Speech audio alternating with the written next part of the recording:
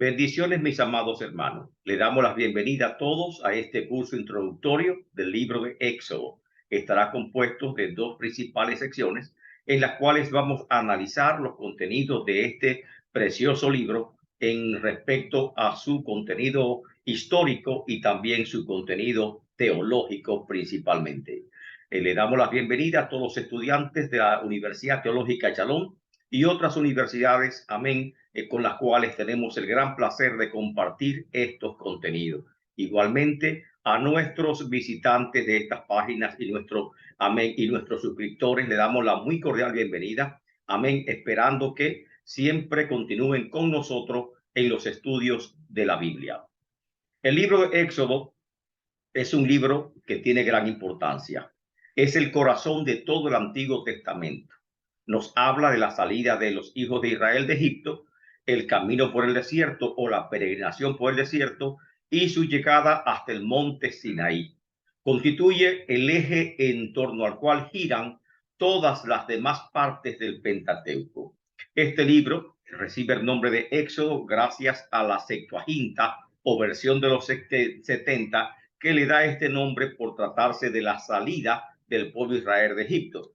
En la Biblia hebrea o Tanat, este libro se llama Shemot, que significa los nombres, ya que es el primer nombre que aparece en Éxodo 1:1, que dice, estos son los nombres, amén, de los hijos de Israel que entraron a Egipto con Jacob. Cada uno entró con su familia.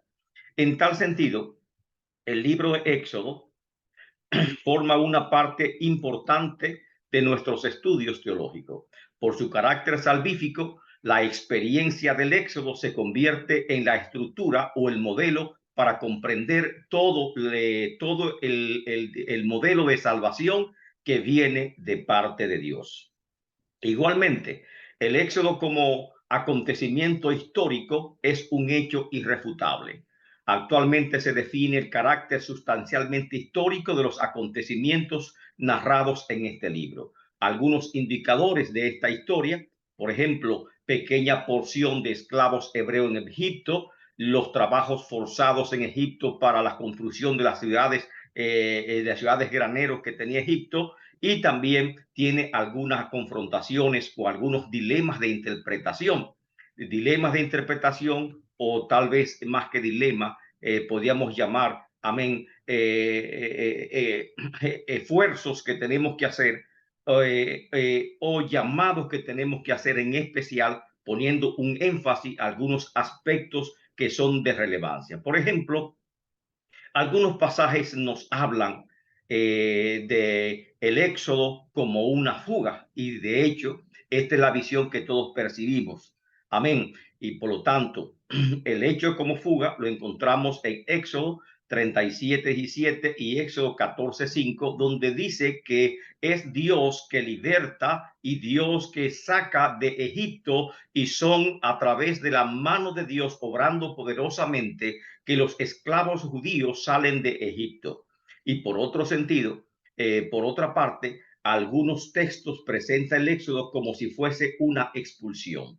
Es decir, Éxodo 11:1, que habla que el faraón o Egipto expulsó a los hebreos. Y Éxodo 12:39 y Éxodo 14:2 presentarían tal vez al éxodo como una expulsión. Pero realmente tenemos que buscar el significado de lo que está narrando las escrituras en tal sentido. Conocemos toda la historia de las 10 plagas, la gran liberación que hizo Dios a los hebreos en el Éxodo, y como consecuencia de estas plagas, los egipcios tuvieron que pedirle a los hebreos que saliesen. Amén. Y prácticamente lo expulsaron de su ciudad con tal de no sufrir más daño por las consecuencias de la mano de Dios obrando poderosamente en los egipcios, que habían endurecido su corazón y que no permitían que los esclavos hebreos saliesen. Lógicamente que históricamente no podemos hablar de una expulsión, porque no tiene sentido. De una población tan numerosa como eran los israelitas, que estaban en Egipto y que constituían la mano de obra barata porque habían declarado una leva, es decir, trabajo forzado para construir las principales ciudades de Egipto, como dice la Biblia, Pitón y Ramsés, que fueron construidas con mano de obra de los israelitas. Es decir, ningún faraón en su sano juicio iba a permitir, lógicamente, expulsar o sacar fuera de su país esta mano de obra tan valiosa que tenía, diríamos, en su haber. Y por lo tanto, es más coherente nosotros considerar que los hebreos, amén, lucharon por su libertad, consiguieron su libertad y salieron, amén, de Egipto tras la mano de Dios obrando, tras conseguir su libertad. Y el instrumento principal de esta liberación fue la mano de Dios que nosotros encontramos en este libro. El libro de Éxodo habla principalmente con el tema de redención. ¿Y cuál es la redención? Y el tema de redención está contenido en todo el transcurso del libro. Este libro se divide en tres grandes secciones. La primera sección abarca o comprende los primeros 6 capítulos y habla de la esclavitud en Egipto. Estos primeros 6 capítulos, primero el 1, habla de la opresión en Egipto, cómo llegaron 70 personas descendiendo, amén, de Canaán, llegaron a Egipto, amén, tras la, estando Jacob en vida para reunirse con José, que estaba en Egipto como gobernador en Egipto. Esas 70 personas grandiosamente fueron multiplicados en estos 400 años de esclavitud. Estos 400 años de esclavitud o de opresión están narrados en el primer capítulo del libro de Éxodo. El capítulo 2 narra los acontecimientos que tienen lugar con respecto al nacimiento de Moisés y cómo fue su crecimiento y cómo fue su crianza. El capítulo 3 habla del llamamiento de Moisés y el 4, 5 y 6, amén, sigue con el llamamiento y Dios promete en estos capítulos del 5 al 6 liberar a su pueblo Israel. En la segunda sección está del capítulo 7 hasta el 18 y nos habla del éxodo o la salida. En los capítulos 7 al 11 contienen las 10 plagas de Egipto. Los capítulos 13 al 15 me habla de la salida y del 16 al 18 nos habla del viaje hasta Sinaí, que son las primeras jornadas que tiene el pueblo de Israel por el desierto, que comprende aproximadamente, amén, 50 días, específicamente 40 días, como dice el libro de Éxodo, más 10 días adicionales, que es cuando Moisés recibe la ley de Dios en el monte Sinaí. En el capítulo 19, hasta finalizar al capítulo 40, es la tercera sección del libro de Éxodo. En esta tercera sección están los 10 mandamientos. Habla también del libro del pacto, del capítulo 21 al 23, y igualmente la confirmación del pacto, capítulo 24, y la construcción del tabernáculo en los capítulos 25 hasta el capítulo 40. De tal forma que estas son las tres secciones importantes que contiene el libro de Éxodo. Primera sección, la esclavitud en Egipto, capítulo 1 al 6. Segunda sección, el éxodo o salida, que incluye las 10 plagas y el viaje a Sinaí, capítulo 7 hasta el 18. Y la segunda sección, la ley y la construcción del tabernáculo, que comprende el capítulo 19 hasta el capítulo 40 de este libro de Éxodo. Si nosotros observamos en este libro de Éxodo, vamos a ver algunas importantes lecciones que tenemos que comprender. En estas lecciones que tenemos que comprender, principalmente tenemos que ver los retos de interpretación de este libro. En primer lugar, la ausencia de cualquier registro egipcio de la devastación que sufrieron los egipcios por las 10 plagas y por la enorme destrucción o enorme derrota del ejército del faraón en el Mar Rojo, que estos registros no constan, no están presentes en lo que se llaman en los anales históricos de Egipto. Y por lo tanto, se cuestionan si este hecho ocurrió históricamente, porque no está avalado por esa fuente histórica adicional o extrabíblica. Pero todo historiador conoce y sabe que la historiografía egipcia no permitía registrar los acontecimientos penosos y las derrotas penosas de los faraones.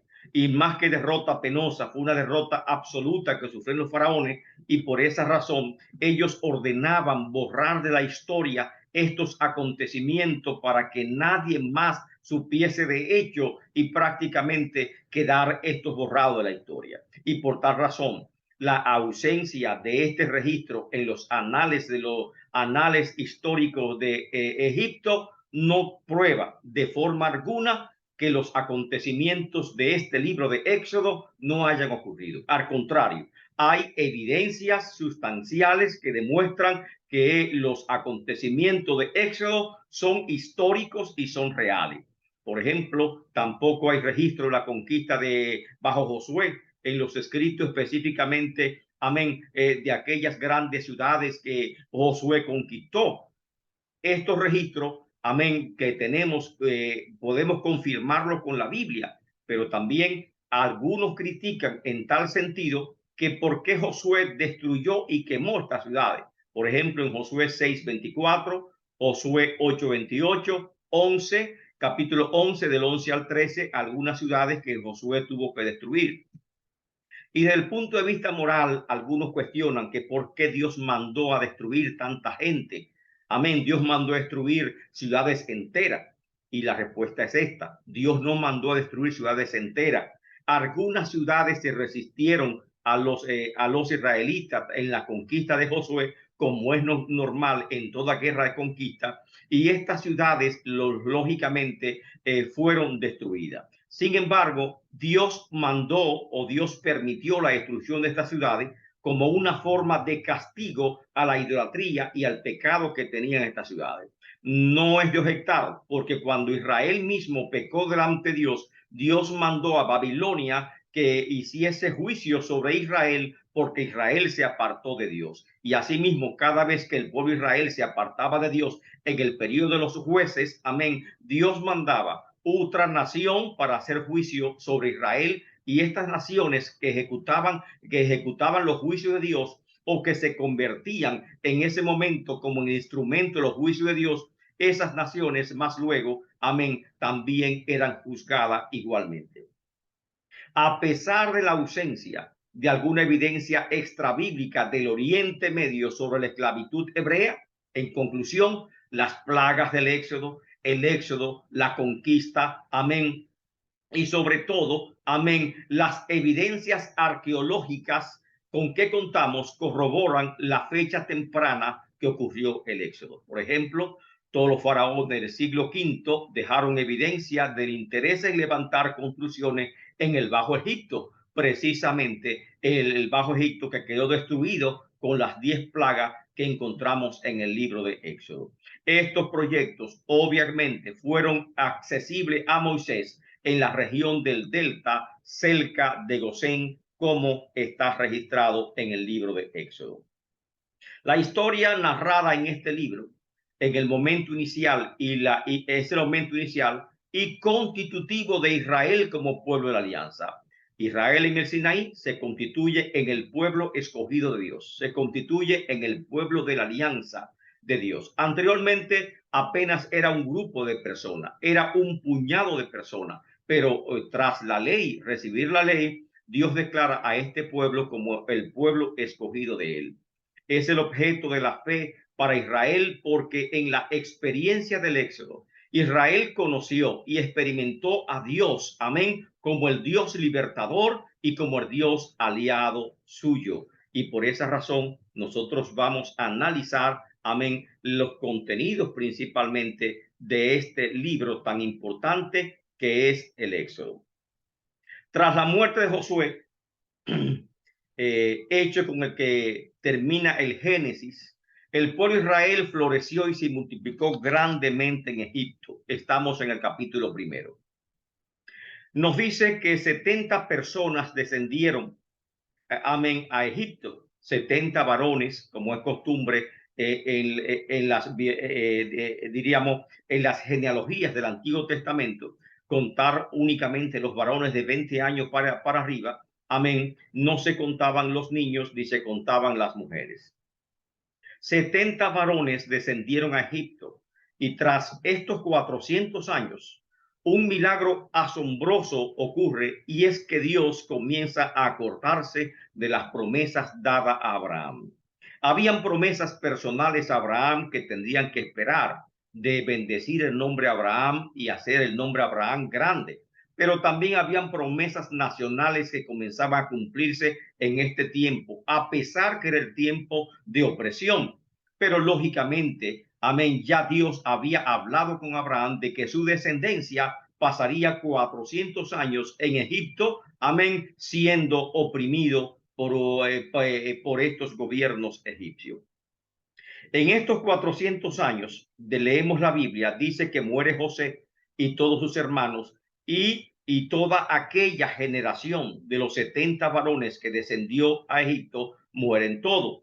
Pero en este tiempo de opresión, Israel fructificó y se multiplicó grandemente y fueron aumentados y fortalecidos en extremo y se llenó de ellos la tierra. O sea, ¿de qué forma expresa Éxodo 1:6 la bendición de Dios? Amén. 1:7 específicamente. En primer lugar, fueron fructificados, se multiplicaron, fueron aumentados, fueron fortalecidos en extremo y de ello se llenó la tierra. Esas son las bendiciones que Dios hace en cumplimiento con el pacto con Abraham de hacer de su descendencia una gran nación. Según nos informa las primeras genealogías y los censos realizados al pie del Sinaí, igualmente el censo realizado en el libro de Números, amén, a la salida del Sinaí, los que salieron del pueblo de Israel fue una multitud bastante numerosa. Aproximadamente se habla de unos 600,000 personas, según dice el censo. Amén. Y estamos en Éxodo capítulo 12, habla que salieron de Ramsés hasta Sucot, amén, 600,000 hombres a pie, sin contar los niños, es decir, sin contar los jóvenes de 20 años para abajo y sin contar las mujeres.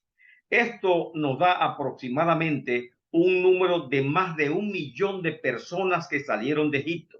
Y la gran pregunta es esta: ¿cómo es posible que en apenas 400 años este grupo tan reducido de personas, que fueron como 70 personas, amén, se multiplicasen tan grandiosamente a más de 1,000,000 de personas? Amén. Y esto realmente es grandioso y encontramos en este crecimiento demográfico enorme, en esta expansión enorme, la mano de Dios. Y como siempre, cada vez que hay un crecimiento tan numeroso, un crecimiento o diríamos una explosión demográfica tan grande como la que ocurrió dentro de la comunidad hebrea que vivía o residía en Egipto, se despierta o se levanta grandes conflictos migratorios. De hecho, cuando los escoceses llegaron al continente americano, a Estados Unidos, debido a una gran hambre en Escocia, la población de escoceses creció tan grandemente que generó conflictos migratorios y que lógicamente terminaron en grandes derramamientos de sangre. Igualmente, cuando el pueblo egipcio vio la enorme cantidad de israelitas que habían en su tierra, porque fueron de ellos llena la tierra, y cuando se habla de la tierra se habla de Egipto especialmente, ellos lógicamente tomaron medidas. ¿Y cuáles fueron las medidas que tomaron? Dice el versículo 9. Los egipcios se dijeron a sí mismos: Israel es mayor y más fuerte que nosotros. Ahora pues seamos sabios para con él, para que no se multiplique y acontezca que viniendo guerra y también se una a nuestro enemigo y peleen contra nosotros y se vayan, amén, y se destruya toda la tierra. O sea, primero, la primera preocupación de ellos es que no se continuasen multiplicando, que esa población extranjera que residía en sus pueblos, en sus ciudades, no siguiese multiplicándose. Y para tal medida tomaron control de crecimiento poblacional, como fue ordenar, amén, a las parteras, las muertas, a los hijos varones, que eso lo leemos en el primer capítulo, pero tomaron otras medidas más para sojuzgar o oprimir al pueblo israelita. La primera medida fue que declararon primeramente leva. Una declaración de leva es declarar que todos los extranjeros están obligados a trabajo forzado. Y en tal sentido los obligaron a construir las ciudades de Pitón y Ramsés en condición de esclavos e impusieron sobre ellos, sobre esta población extranjera, grandes aranceles o grandes tributos. De esta forma, la opresión de Israel fue sumamente grande. En tal sentido, después de ver lo que es la ola de opresión, y también se comenta acerca de este hecho, encontramos, por ejemplo, el nacimiento de Moisés registrado en el capítulo 2 del libro de Éxodo. Me habla de un varón de la familia de Leví que tomó por mujer a una hija de Leví, y siempre en el matrimonio hebreo se casaban de la misma tribu, no se casaban con diferentes tribus, ni se casaban tampoco con culturas extranjeras o con mujeres gentiles, y por lo tanto este es el matrimonio. Se dice más adelante que el nombre de esta mujer era Jocabet. Amén. Y también se habla del padre de Moisés. Amén. Sin embargo, ya en el Éxodo, amén, en la salida, no se vuelve a mencionar la madre ni tampoco los padres de Moisés, lo cual se presume que posiblemente ya ellos habían fallecido al ocurrir el Éxodo, posiblemente, amén, por las condiciones de sumisión o de opresión, amén, o tal vez murieron, amén, ya sea por la edad o por alguna condición de salud.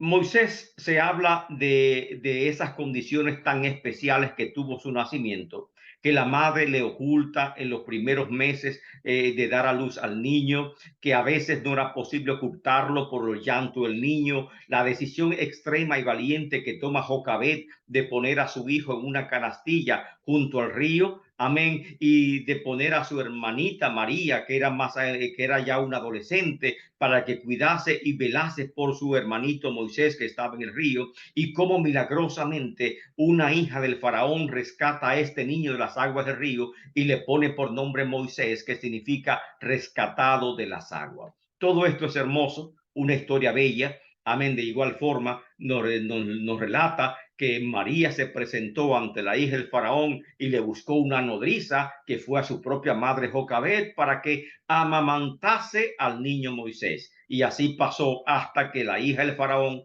prohijó, es decir, adoptó a Moisés. Y Moisés, a partir de ese momento, se cría en el palacio, amén, del faraón, amén, y con la educación del faraón, y se cría también con toda la ciencia y toda la cultura que existía en ese entonces en el pueblo de Egipto.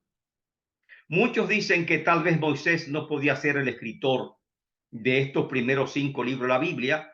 Algunos señalan que, ignorantemente señalan que la escritura no existía, pero lógicamente comete un error garrafal. En el tal sentido, sí existía la escritura, como lo muestran la historia, la escritura cuneiforme, amén, y sobre todo el gran conocimiento y avance científico y tecnológico con que contaban Egipto en ese entonces, que aún quedan como vestigio las grandes ciudades que construyeron y también las grandes pirámides que se levantan y que son admiradas por el mundo entero. Sí había conocimiento de geografía, había conocimiento de historia, habría conocimiento, amén, de medicina, porque los primeros tratados médicos lo encontramos en Egipto. Las parteras egipcias, amén, entrenaron a las parteras hebreas, y ese conocimiento científico se fue acumulando en Egipto. Grandes bibliotecas, gran fuente de conocimiento, y en ese ambiente tan extraordinario se crió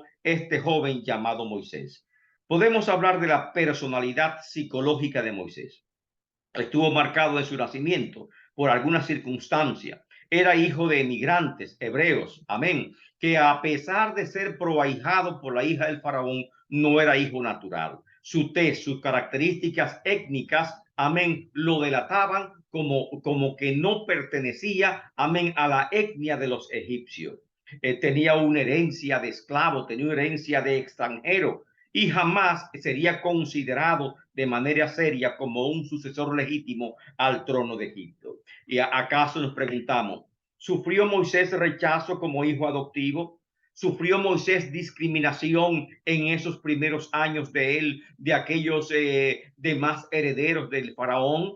Y en esos tiempos la lucha por el trono, por el trono del faraón era extremadamente grande, amén, ya que los hijos del faraón, como los hijos de los grandes emperadores, amén, se mataban y peleaban uno con otro en ese tiempo. La Biblia no registra si Moisés sufrió algún tipo de discriminación con respecto a esto, pero de seguro que en el proceso de su desarrollo como adolescente, como niño y como hombre, esos factores debieron influir.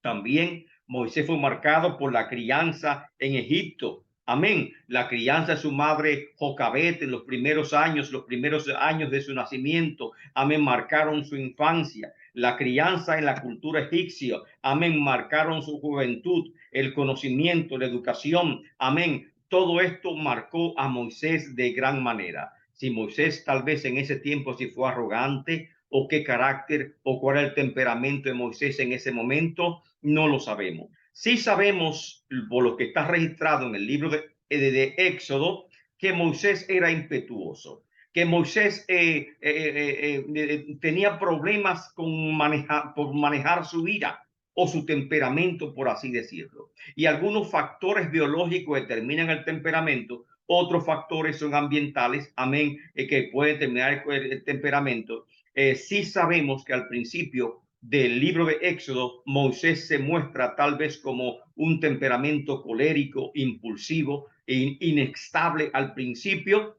ya que ese temperamento siempre parece que le fue un problema para Moisés. ¿En qué sentido? Principalmente el acto, la muerte del egipcio, amén, cuando enfrenta a los pastores, cuando, amén, que cuando las pastoras van a dar de alimento, de agua, en el pozo que van a darle agua a sus ovejas, amén, con facilidad Moisés dominó, amén, y a estos pastores que iban, que estaban maltratando a las pastoras. En tal sentido, estos hechos muestran una gran capacidad defensiva de Moisés.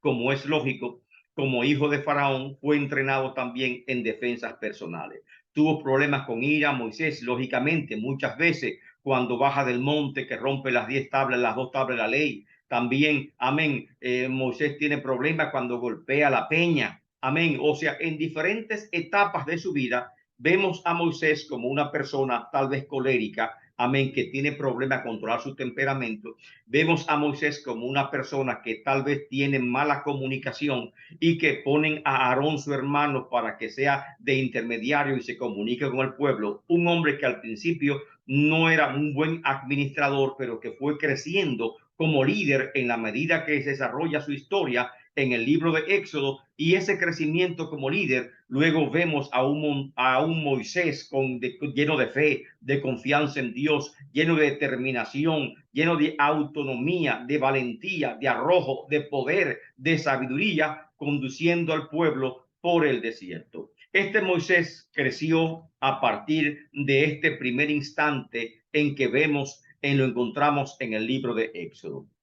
Su llamamiento, el capítulo 3, es muy importante para nosotros. Podemos ver cuáles fueron las excusas de Moisés, cómo llamó Dios a Moisés, estando en el monte Oreb, el monte de Dios, que se presume que el monte Oreb es el mismo monte Sinaí, donde Moisés regresó con el pueblo de Israel para adorar a Dios en ese monte. Allí observó una zarza que ardía y que no se consumía. Esa es una manifestación de Dios, se le llama teofanía. Amén. Y en esta teofanía, Moisés curioso se acerca. ¿Por qué razón? No sé, para observar, para contemplar.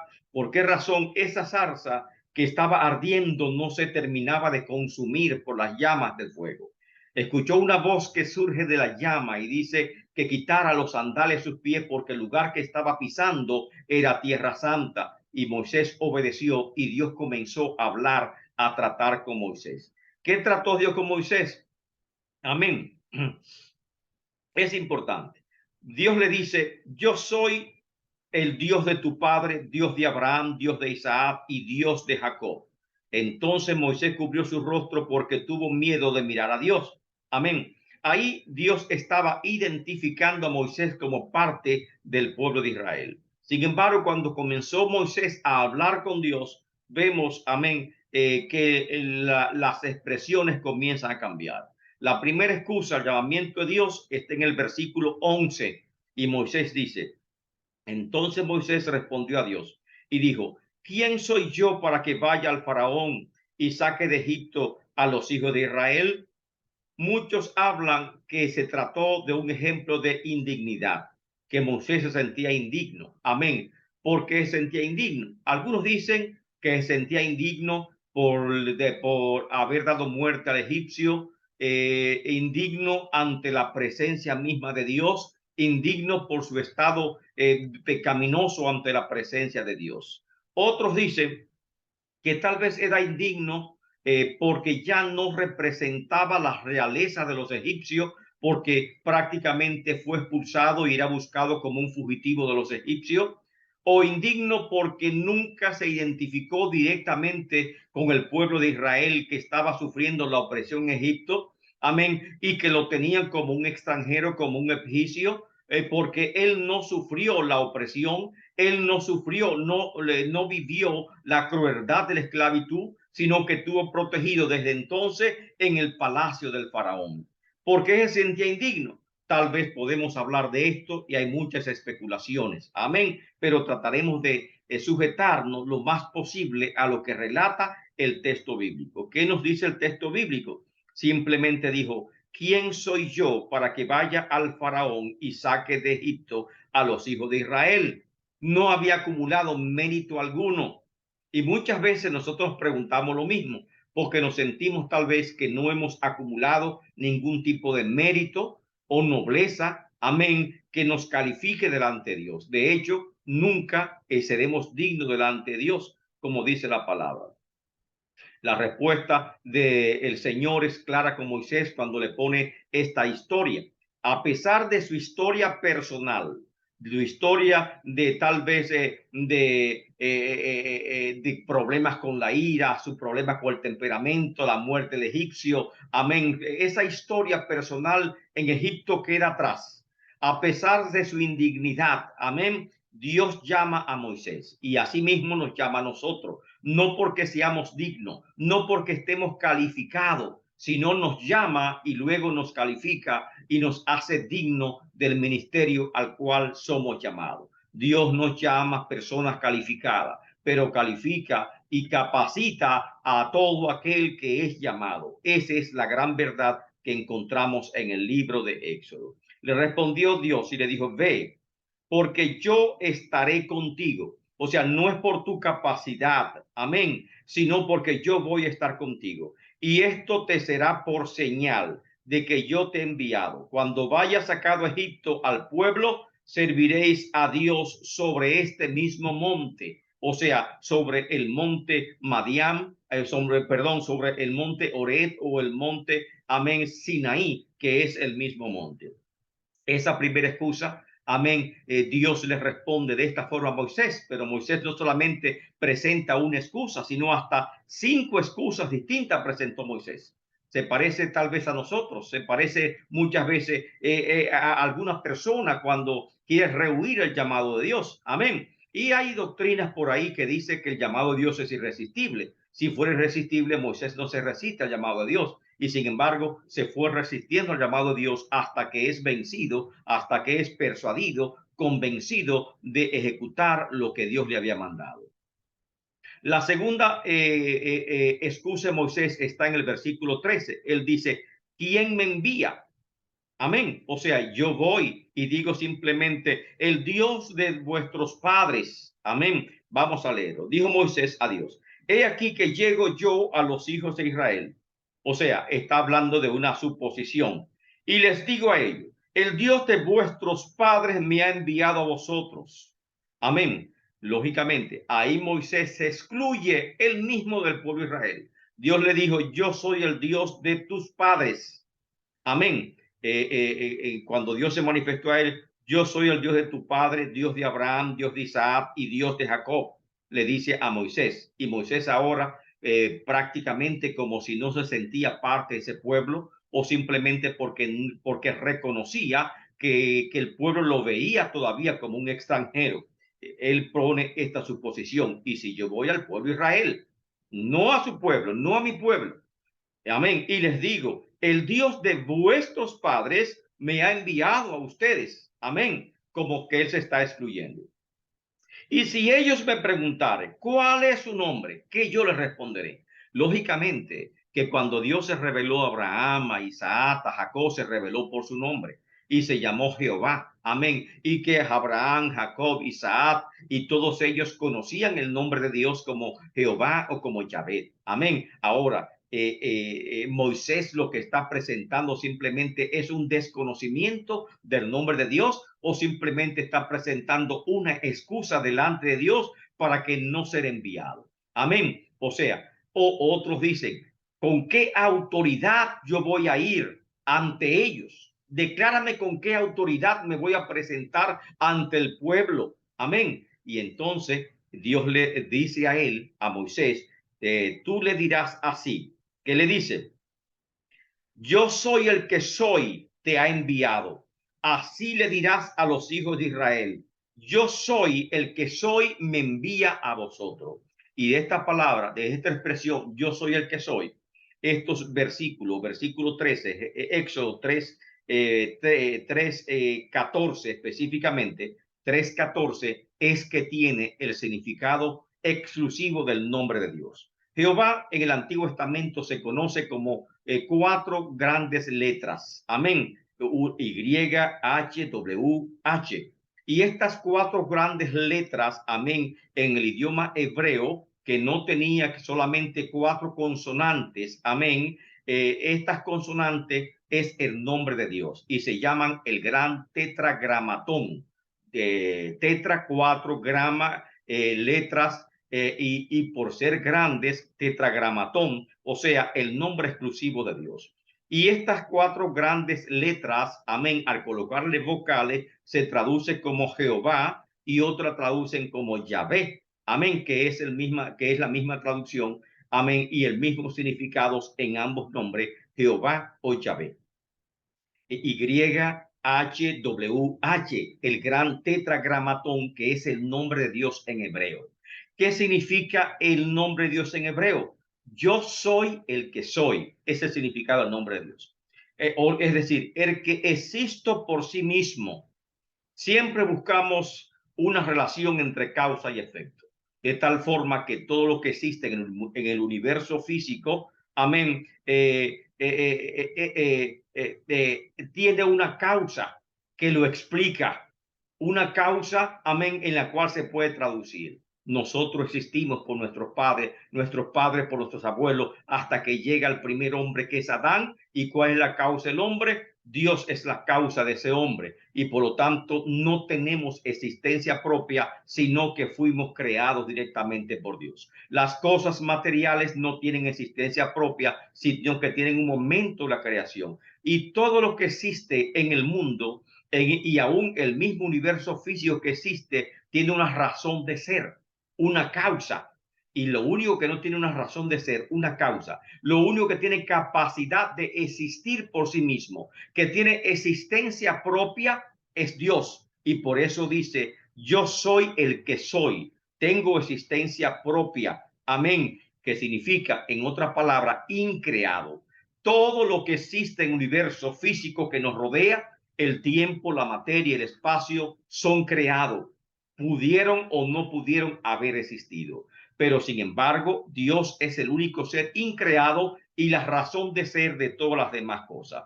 El nombre yo soy el que soy también expresa otra idea céntrica, y es el eterno, el que existe desde el principio, el que no tiene comienzo ni final. Amén. Y ese Dios eterno, amén, es el Dios al cual nosotros servimos.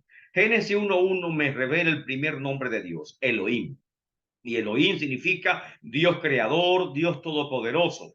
porque tuvo la capacidad y la intención de crear todo el universo físico que conocemos. Pero ahora en Génesis 3:14 se revela Dios como Jehová o como Yahvé, que significa el creador también, el eterno, el que no tiene principio y el que no tiene fin. Y esta fue la segunda respuesta de Dios. En mi autoridad, en la autoridad de mi nombre, tú vas a ir a este pueblo y le vas a decir a ellos que van a entender: yo soy el que soy, me ha enviado a vosotros. Luego Moisés en el capítulo 4 prosigue con las excusas ante Dios. En este capítulo 4, verso 1, amén, Moisés dice: entonces Moisés respondió diciendo: he aquí que ellos no me creerán, ni oirán mi voz, porque dirán: no te ha parecido Jehová. Es mentira lo que tú estás diciendo, que Dios te apareció en Madián, en el monte Sinaí o en el monte Horeb. Amén. ¿De qué habla Moisés? Esta tercera excusa de Moisés, ¿de qué se trata? De su rechazo. Y le dice a Dios: me van a rechazar, no van a creer en el mensaje, el pueblo es incrédulo. Amén. Y aboga la incredulidad del pueblo para no aceptar la encomienda de Dios. Lógicamente, Dios rechaza esa posición de Moisés y le dice: Jehová, y dijo Jehová: ¿qué es eso que tienes en tu mano? Y él respondió: una vara. Y él les dijo: echa en tierra. Y la echó en tierra. Y se hizo una culebra, y Moisés huía de ella. Entonces dijo Jehová a Moisés: extiende tu mano y tómala por la cola. Y él extendió su mano y la tomó, y se volvió en su mano una vara. Esta es la señal que tú le vas a presentar a los hijos de Israel cuando no crean en ti. Tú vas a echar esta vara y van a ver el poder de Dios obrando como una señal o una maravilla de que yo te he enviado a ti.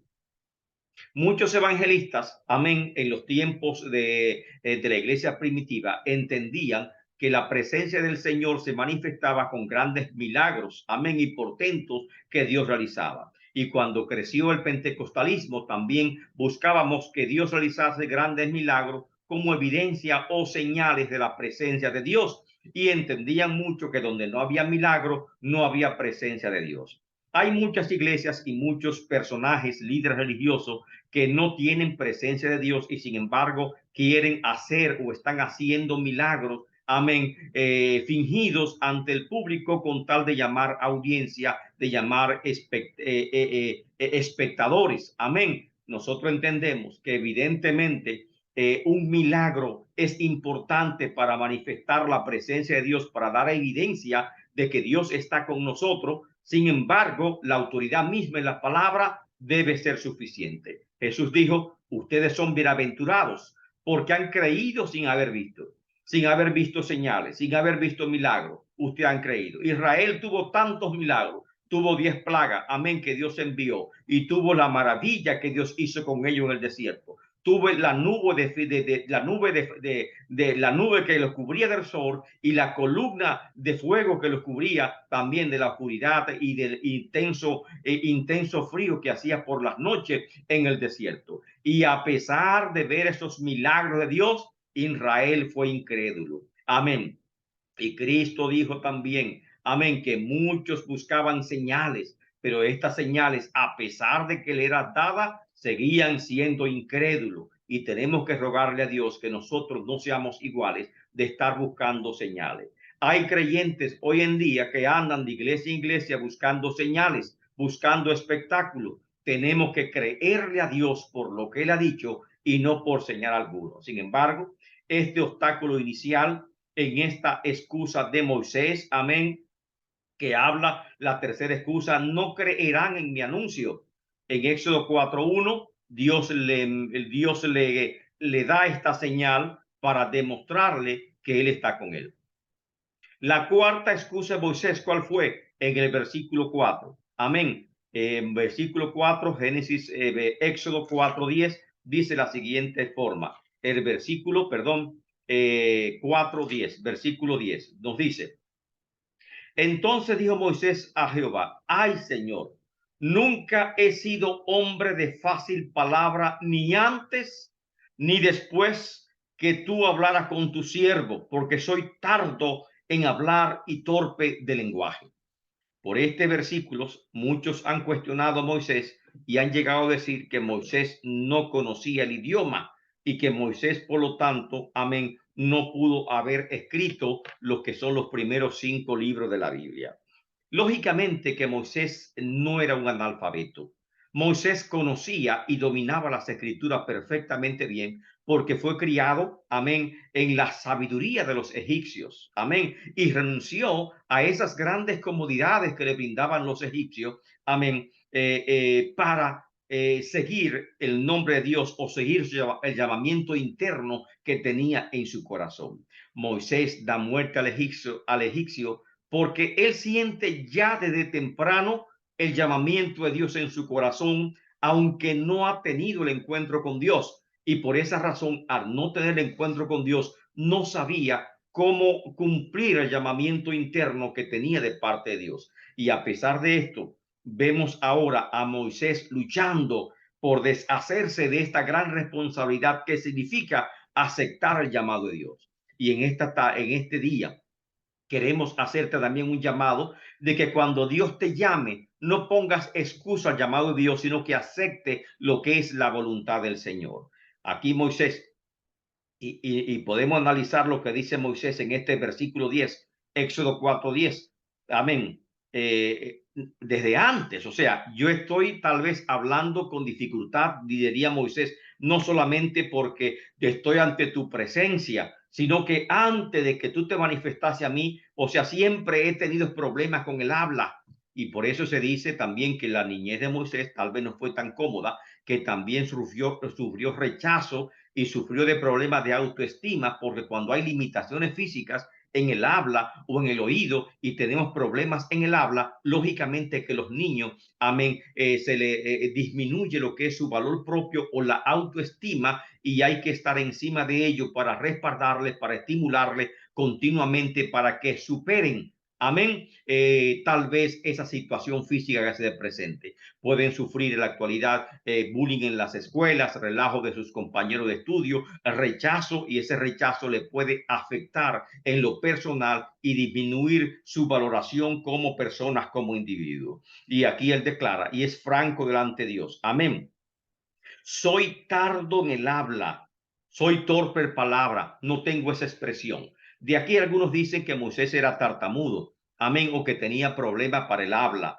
Y en esa razón, Dios no desmiente esto que Moisés está diciendo, porque tal vez reconoce que era una limitante física que Moisés tenía, amén, y por eso nombra a su hermano Aarón, amén, nombra a su hermano Aarón como su vocero ante el pueblo.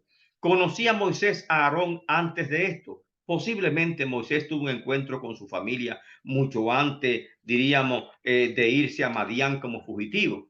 Lógicamente que sí. Y el hecho de Moisés querer tomar en sus manos los propósitos de Dios, dándole muerte al egipcio, tuvo una consecuencia grande, porque tuvo que huir de Egipto y durar 40 años en el exilio por haber tomado o por haber tomado, diríamos, en sus manos lo que es los propósitos de Dios y no esperar que Dios cumpliese su propósito en él. Amén. No buscar indicación, no buscar dirección de Dios para cumplir su propósito. Amén.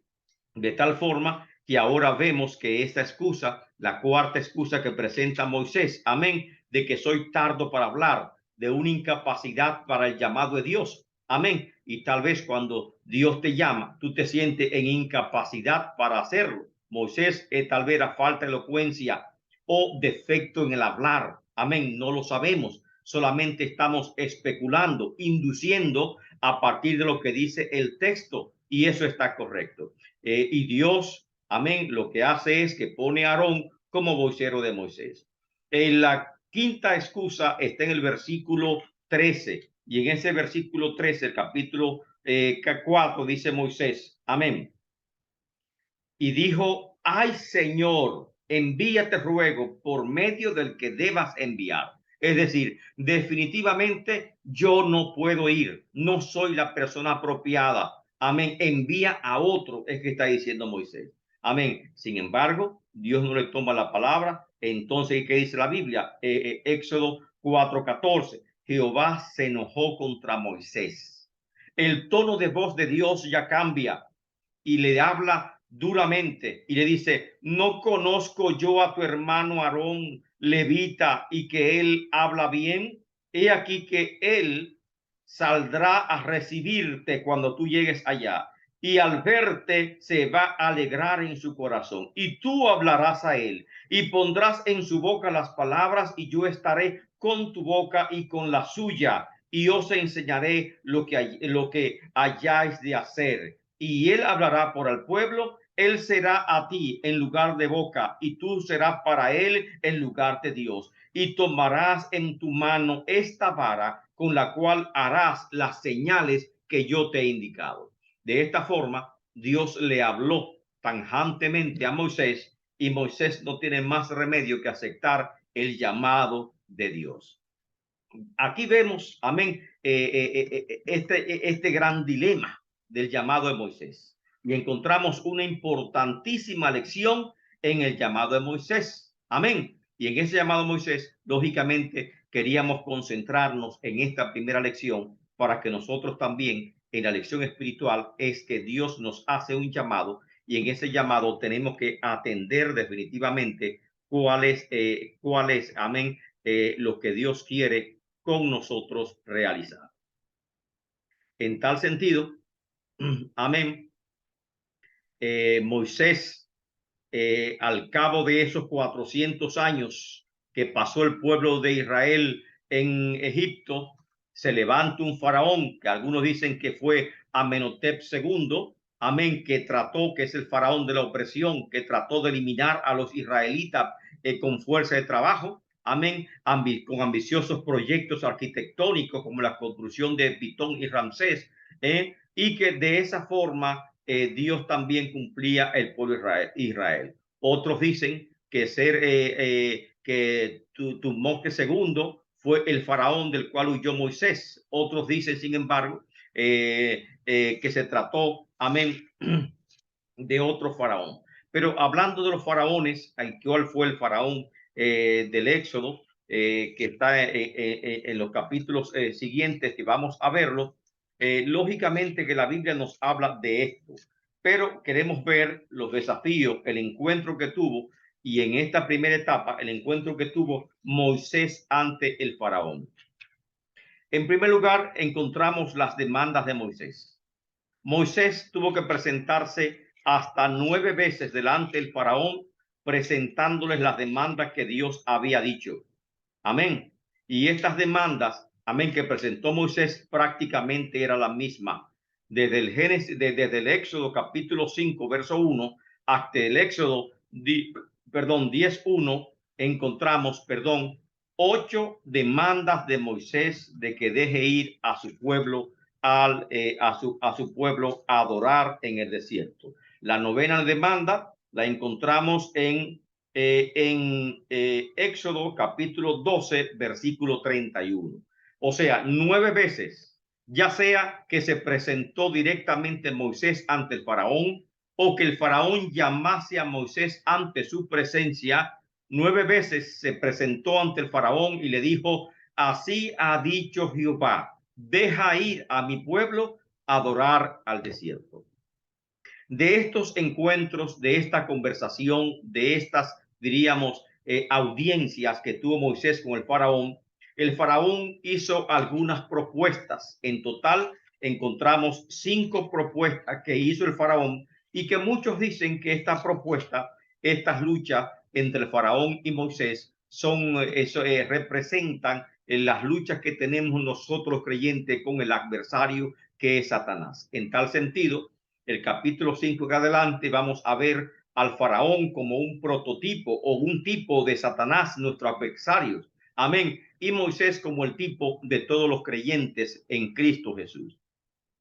Cuando se presenta por primera vez ante el faraón, Moisés, el faraón lógicamente responde a esa con una primera propuesta ante Moisés. Y le dice el faraón: Moisés y Aarón, ¿por qué hacéis cesar al pueblo de su trabajo? Volveos a vuestras tareas.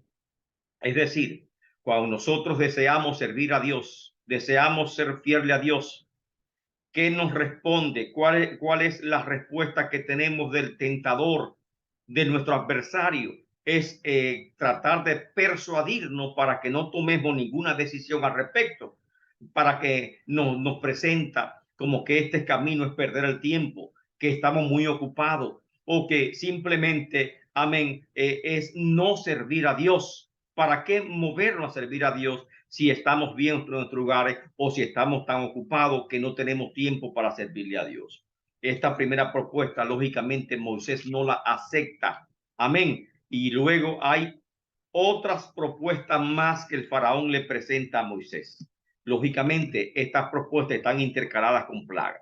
Vino entonces varias plagas de parte de Dios.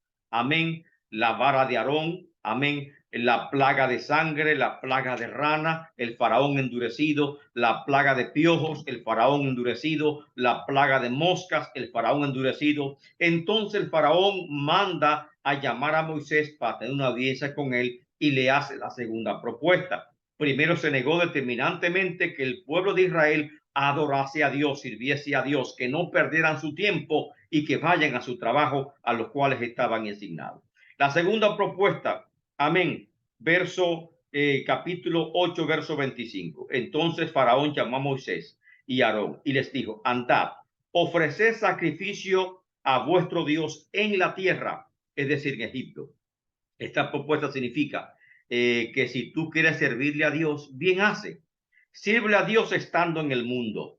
Es decir, que para tú servirle a Dios no tienes que convertirte, no tienes que salir del mundo, no tienes que cambiar tu vida, poner tu vida de cabeza. Tú puedes hacerlo. Amén. Por total forma, Dios es un Dios de amor, de misericordia. Amén. Y no llama a grandes sacrificios. Moisés le respondió: no conviene que hagamos así, porque ofreceríamos a Jehová nuestro Dios la abominación de los egipcios. No conviene nosotros servirle a Dios en el mundo. Y Cristo lo dijo: no podéis servir a dos señores. Amén. No puedo servir a Dios y la riqueza, no puedo servir a Dios y al mundo.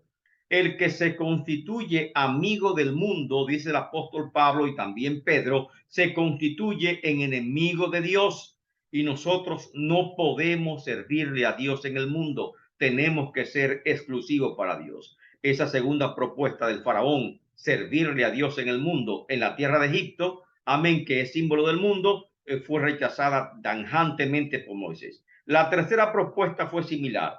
En ese mismo capítulo 8, versículo 28, dijo Faraón: yo os dejaré ir para que ofrezcáis el sacrificio a Jehová vuestro Dios en el desierto,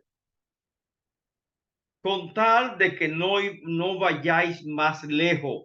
Es decir, los voy a dejar salir del pueblo, de la ciudad, pero no se alejen mucho del mundo. Y así hay cristianos que le sirven a Dios, tienen un pie en el mundo y otro pie en el evangelio. Amén, porque no se han alejado, no se han desprendido demasiado del mundo y aún las cosas del mundo le están atrayendo. Definitivamente es incompatible el carácter del reino de Dios con el mundo y no podemos simplemente tener un evangelio a media o una conversión a media. Tiene que ser absoluto. Moisés de inmediato esta oferta la rechazó completamente y siguieron otra vez las grandes disputas con el faraón, la plaga con el ganado, la plaga de úlcera, la plaga con el granizo, amén, la plaga con la langosta. Y con la plaga de langosta volvió otra vez, amén, el faraón a llamar a Moisés y le hizo una cuarta propuesta a Moisés que se encuentra en el capítulo 10, versículo 7 en adelante. Y le dice: ¿acaso no sabe todavía que Egipto, 8? Y Moisés y Aarón volvieron a ser llamados ante el faraón, el cual dijo: andad, servid a Jehová vuestro Dios. ¿Quiénes son los que han de ir? Ahí comienza ya, diríamos, el faraón a aceptar la idea de que el pueblo tenía que salir al desierto, salir al monte Sinaí a adorar.